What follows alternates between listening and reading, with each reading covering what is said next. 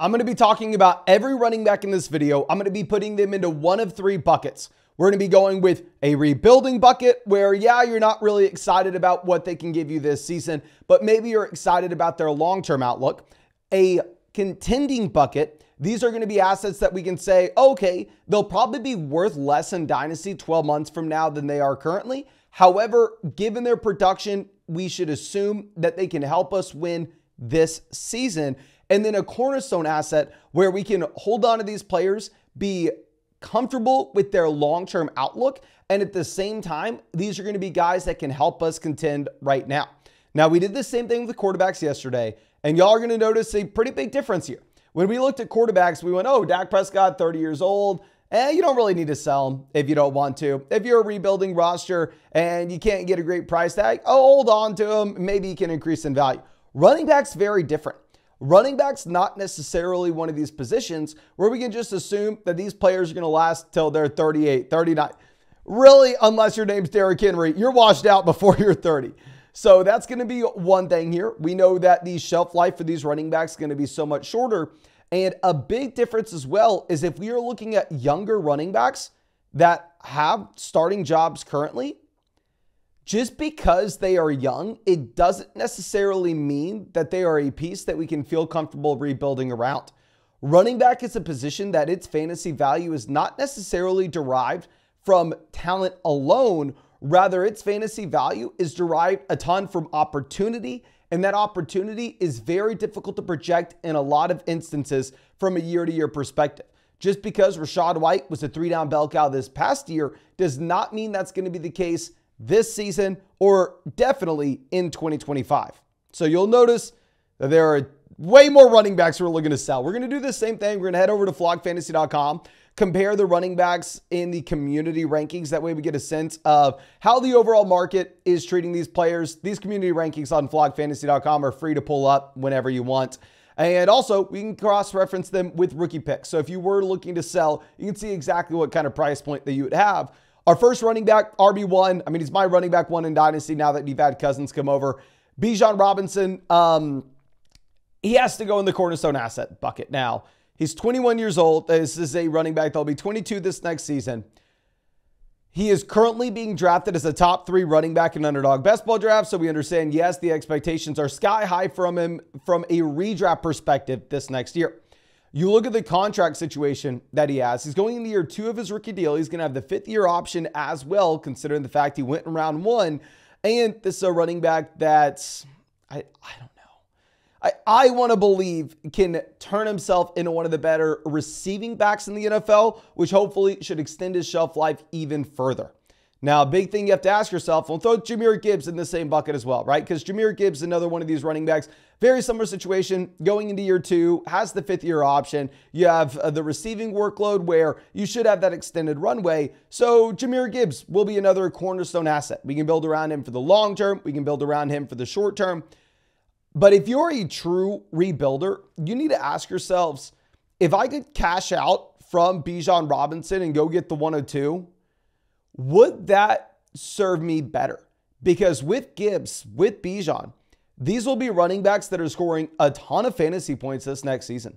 So if you're a rebuilder to the extent where you're saying there's a 0% chance that I am actually contending this year, and I'm going to be trying to go for the 101, maybe I contend in 2025, maybe this is going to be a 2-year rebuild where we're not really playing for anything until 2026. Even though Bijan and Gibbs should still be productive running backs by the time we get to 2026, they'll be a little bit closer to like how Jonathan Taylor is valued right now rather than going at the 1-2 turn in startups. So if you're not planning on contending in 2025, they're almost sells regardless, even though they are as close as they can get to, cornerstone assets at the running back position in Dynasty. If you're contending in 2025, I would still almost throw him on the block, see if you can get some crazy price point. Like if you can sell Bijan and get the 105 in a future first, if you're a rebuilding team, I think it makes sense because it may set you up in a position where you actually can lock in the 101 next year. And you may actually get that extra value boost by not having that productive running back on your roster. And then we could always go out there and when we pick up the 105, aka say like Malik Neighbors in this draft, and then an additional future first, you have the flexibility with what you can do with those picks next offseason and trade them for running backs then. So in the instance in which I'd throw Breece Hall into the same mix, these are running backs that are the 3 cornerstone running backs in Dynasty. I don't necessarily expect us to see too many other cornerstone assets. But even with them being cornerstone assets at running back, I think that if you are a true rebuilder, you can still throw them on the trade block, even though they should be productive for years to come. Breece Hall, keep in mind, is another year older than Bijan and Gibbs. He also doesn't have the 5th-year option, so he is going to be on his rookie deal for 2 more years. Now, of course, everybody says, oh my gosh, Mason, of course he's getting a second contract. I know he's getting a second contract. Are you kidding me? But at the same time, we've seen historically, look at Jonathan Taylor, we'll talk about him in a second, how these running backs are valued once they move on to that second deal.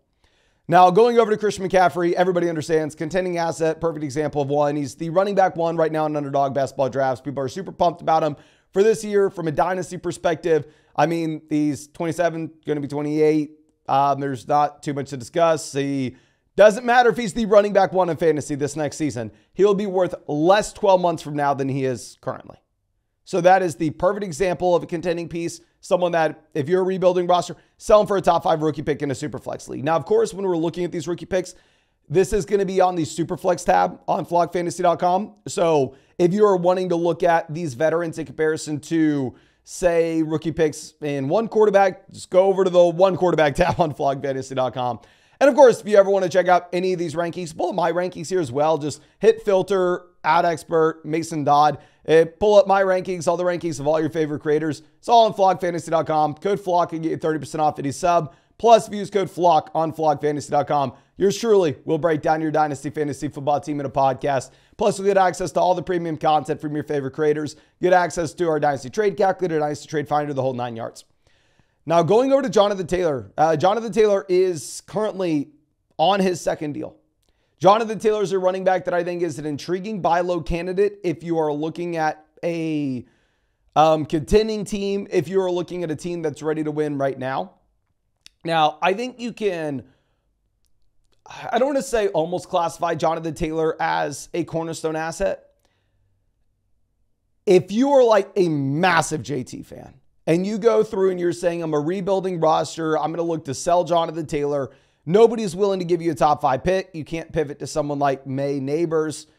You can't even get pick 6. You can't even get pick 7 where you're not able to get Rome Bowers. And instead, like the best price point that you can get for Jonathan Taylor is the 109, 110. At that point, it may end up just making sense for you to hold him going into the season. Hope that he starts off extremely strong and we can get a better price to sell during the year. But we talked about this at quarterback. When you do that, you take on additional risk from a rebuilding perspective. And 1, you may not ever find that better price than you have right now. 2, he may not live up to your expectations. He may, I don't want to say be a bust, but be inefficient. The offense could be horrible and his price could go down. Or 3, he could get injured in training camp. So you are taking on a lot of risk in holding on to these contending assets going into the season and not necessarily just selling now, even if you're only getting 90 cents on the dollar. JT, though, with only being 24, going to be 25, I think that this is a running back that you have a little more flexibility where it's not a Christian McCaffrey situation and it's not like, oh my gosh, you need to sell this man. Now, going over to our next running back, we have Kyren Williams. Kyren Williams, if he was a wide receiver, obviously would be the definition of a cornerstone asset. I mean, the man's 23, going to be 24, coming off a season where he's just a top 5 running back in fantasy. I mean, an absurd level workhorse. But it's interesting in Dynasty where we have seen these guys come from like day 3, come from being undrafted before and have an incredibly strong season. And then their runway a lot of times isn't necessarily there. I mean, if we think back pretty much over the past, say 7-8 years now, the list of running backs that have come from day 3 / undrafted territory that turned out to be that multi-year elite level player like Kyren Williams was elite this past season. Please correct me in the comment section if I'm wrong. Off the top of my head, you have like Austin Eckler and Aaron Jones, both back in that 2017 draft class. With Kyren, he looked so damn good this past season. I do think he takes a step back naturally in that I believe the Rams probably going to go out there and address the running back depth concerns and maybe turn this into a little bit more of a running back by committee. I think you can say that Kyren Williams is a running back that if you get a good price on, I'm 100% selling on a rebuilding roster just so we have no risk at all, right? If you can sell Kyren for like the 109 and a future first in a super flex league where we have all the flexibility, we have assets that are guaranteed to increase in value and really nothing could happen for them to get knocked. And at the same time, they're not really going to be scoring points this year. So we ourselves should have a higher rookie pick next season. That is going to be something I'm looking to do. But it's kind of in a similar mold of like Jonathan Taylor, where you can see the upside if Kyren Williams goes out and he yet again is a top 3 to 5 running back in fantasy this season, which 100% is a possibility. This is someone that could increase his value going into next year. So I don't want to say that he is a full-blown contending piece. I don't want to say he's a full-blown cornerstone piece. I think he's kind of halfway in between. Devon Achane, I mean, I think he's going to take a step back. I'm not really drafting him in redraft leagues right now as an early second-round pick just because we still haven't seen a running back of this size ever really command a true 3-down workload at the NFL level. I mean, of course, this past year it didn't matter because he was the most efficient running back in the NFL, almost the most efficient player in the NFL. So it's like, okay, if you're going to be the most efficient running back in the NFL, to that extent where you're averaging like 8 yards per carry, you either do that forever and become the best running back of all time, or the efficiency comes down dramatically, but you can overcome it with an increase in volume, which is what happens a lot of times with these rookies going into year 2. The efficiency may come down, but their volume may go up, and they may be better fantasy assets overall, which is entirely possible for Achane. I don't know. I mean, I haven't seen a running back of this size do it, so I'm going to be a little bit hesitant, but keep in mind, I was not in on Kyren Williams last year, and look how that turned out. I would say Achane probably has to be viewed as a cornerstone asset, though, and that he was just a rookie this past year. He was so effective with a limited workload that even if the Dolphins bring in another guy to split the backfield, Achane could still find value. Now, going over to our next guy, Saquon Barkley, right now being valued like back-to-back with an early to mid-2025 first. Barkley, definitely a contending piece. I mean, I don't want to say he's on to his 3rd deal. Keep in mind, he got franchise tag last year. Now he's on to his true 2nd contract with the Philadelphia Eagles. But this is a running back that even if you were to go out there and be a top 5 running back in fantasy this season, which is possible, I don't want to act like it's a guarantee. Even if that does happen, his value is going to be less 12 months from now. So you definitely have to say that he's a contending piece. If I'm rebuilding, I would look to sell. If I can get a top 7 rookie pick, I think it makes a ton of sense. If I can pivot off to like Rome, I mean, sign me up. Travis Etienne will be our next guy. With Etienne, this is a running back that is on his rookie contract, but you go back, drafted in 2021, misses the year with injury, so I understand it. It doesn't really seem like he's been in the NFL that long, but also he stayed 4 years at Clemson. So came in as an older rookie than most, misses his rookie season, has been in the NFL for 2 years. He's coming to the very end of this rookie contract. I would say that he is more so a contending piece than a cornerstone asset, where if I was a rebuilding roster, I don't really have much need for Travis Etienne.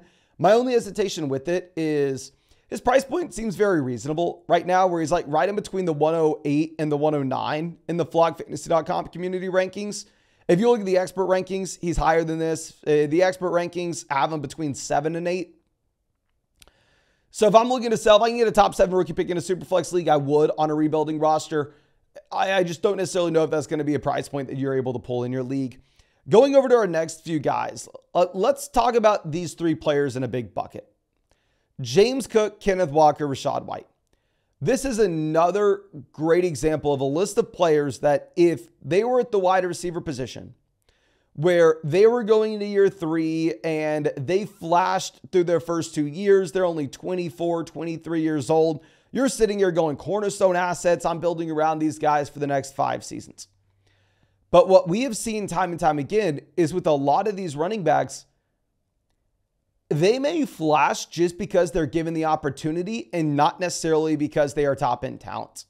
Rachaad White may be the number 13th running back in these dynasty rankings right now, not necessarily because he is the 13th most talented running back in the NFL, but he may be say, I'm just pulling these numbers out of my butt. Keep that in mind. The 25th most talented running back in the NFL, who got a 3-down workload last year because there's nobody else on the roster. And then all of a sudden, he's getting this massive premium with his price, where if we see whether or not it's in this year's NFL draft or in next year's free agency or in next year's NFL draft, anything change with the situations of these running backs, their values could take a significant hit. They don't have the same level of investment into him as Bijan Robinson, as Jahmyr Gibbs, where you're extremely confident with their overall workload going into the future. So even though these are younger running backs, I would still classify them as contending pieces. Because keep in mind, we always talk about selling running backs at the beginning of the offseason because there are 2 big events that you're going to have to dodge for them to not have their value crater in both free agency as well as the draft. But if you're a rebuilding roster and say you are rostering James Cook, not for 2024, but instead for 2025, very easily, he could still be a productive running back by the time you get to that 2025 season. But in terms of him seeing a hit with his value, you're going to have to dodge the 2024 NFL draft. You're going to have to dodge the 2020, or you're going to have to dodge him seeing a significant injury during the season or disappointing during the season as well. So you have the 2024 draft, the season, both as massive risk events. Then you have the 2025 free agency period as a massive risk event and the 2025 NFL draft. You're going to have to dodge like 4 pretty big events with him to not take a significant hit to his value. We know running back's going to be a lot more tied to the opportunity than the talent. So I'm throwing these guys in the contending bucket. If I'm a rebuilding roster, I would sell any of them for a 2025 first. And of course, we'll throw Josh Jacobs into the same mix, gets a new contract, but still at the end of the day, still running back on a second deal. I know he's younger than most, but even if he's the top 12 guy this next season, it's not like he's going to skyrocket in value. Now, I think we can throw Isaiah Pacheco into the same mix that we just had with Rachaad White, James Cook, where yes, he's flashed through the first 2 years. Yes, he's young, but I'm still probably only wanting him on contending teams based off the risk events that we have in the future. Going over to the veterans that all signed new deals here, it's very easy to say that these guys are contending assets that we would look to sell on a rebuilding roster. Derrick Henry, DeAndre Swift, David Montgomery, Tony Pollard. I mean, even throw some other veterans in here like Alvin Kamara, Joe Mixon, Ramondre Stevenson. Looking at all these players, it's very easy to say, yeah, they are contending assets, sell them if you're a rebuilding roster. The issue is if you go out there and try to do that and you try to sell, say, Derrick Henry and get the 112 or get the 201, get the 202, and you have no takers, nobody's willing to make that move with you, then all of a sudden you have to kind of reevaluate and go, okay, well, am I better off waiting until the start of the season? Am I better off waiting to try to sell these guys in September, in October?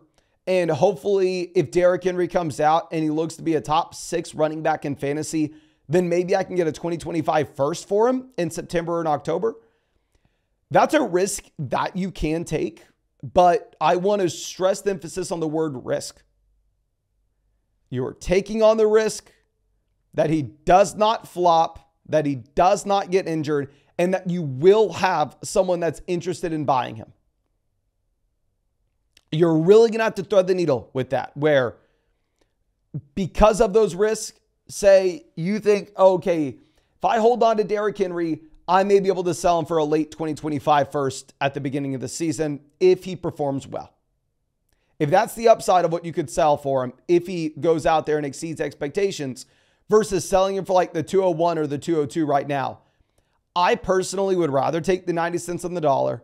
I'd rather cash out. I'd rather not take the additional risk, because what happens if he goes out there, high ankle sprain, or is just disappointing as a 30-year-old running back, and then all of a sudden you're not getting anything close to the value that you could have today.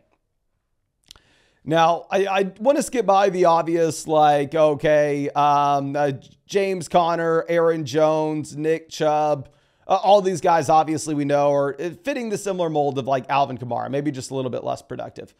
And instead swing back over and look at some guys like Javonte Williams. Javonte, I'm going to be throwing into the Rachaad White, into the James Cook bucket. Even though he's young, if you're a rebuilding team, I don't necessarily know why you're holding on to Javonte Williams.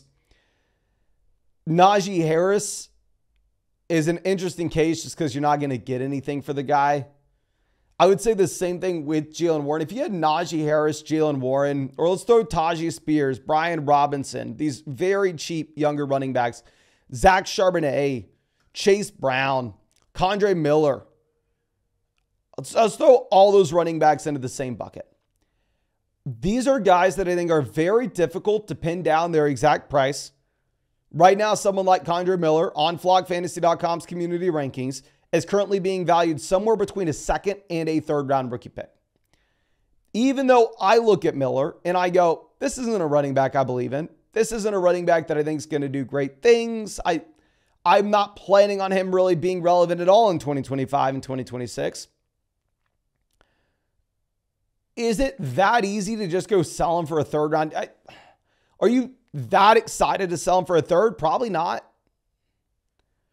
What I would probably look to do with these guys, if you can, these Kendre Miller, Zamir White, Devin Singletary, Zach Moss, Antonio Gibson, Chuba Hubbard, Chase Brown, Brian Robinson ranges.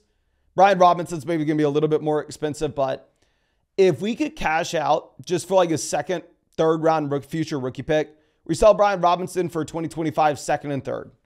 Or you sell Kendre Miller for 2025 second.